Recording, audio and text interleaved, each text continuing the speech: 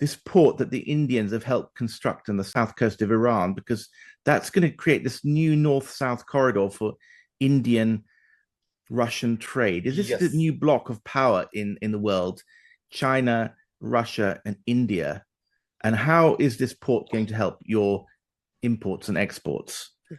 See, this is a very important. This port is called the Chahabar Port, and Chahabar Port actually connects Mumbai, that is India, via Chahabar, that is Iran, to Central Asia as well as to Russian ports. So it's a route. It's a new route starts from Mumbai, that is India, to St. Petersburg and via Chahabar. And Chahabar is very important link to this. It is connecting Central Asia with India as well as Russia and Europe further ahead. So India has actually inked a pact of 10 years and also investing something around 120 million US dollar to develop this Iranian port. And this is coming when Iran is under severe, huge sanctions. But India is a country with free foreign policy, and India does what India wants, which is in India's favor, in India's interest. So India has inked this contract of 10 years, and it is a contract which will definitely, once the 10 years are over, then it will once again be renewed for next 10 years. Earlier, we inked the contract for 1 year. Now it is for 10 years. So for literally for next 10 years, India will be controlling this port, and the trade between India and Iran will increase. Trade between India and Russia will increase. Also, trade between Russia and Iran will increase. So it's a win-win situation for most of the countries, starting from India to Iran to Central Asia to Russia. And Mm. already United States of America is very angry, and they are talking about sanctions, and Western outlets, let it be BBC, let it be CNN, they are talking about sanctions.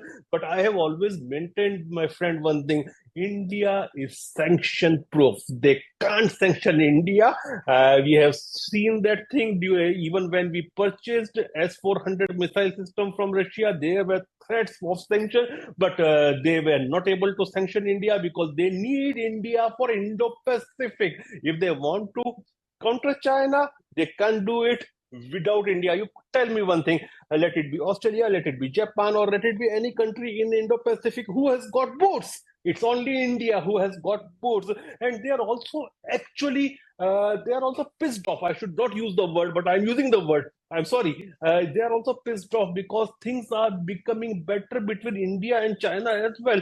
See, for 6 or 8 months, there was no Chinese ambassador in New Delhi. But right now, there is Chinese ambassador in New Delhi. This shows that Mm. things are bettering up between India and Mm. China as well. So it's a tactic. Whenever they call about sanctioning any country, it's an arm pulling tactic. And some days back, S. Shankar, who is a very competent Indian foreign minister, he said that American hegemony is over. And basically, American hegemony is over. They can Mm. press small countries, but not Mm. nations, big nations. Well, Guru Sheikh, we've got to wind up there. And I'll just summarize. Basically, I mean, we've got this huge superpowers, India and China, 1.6 billion population each.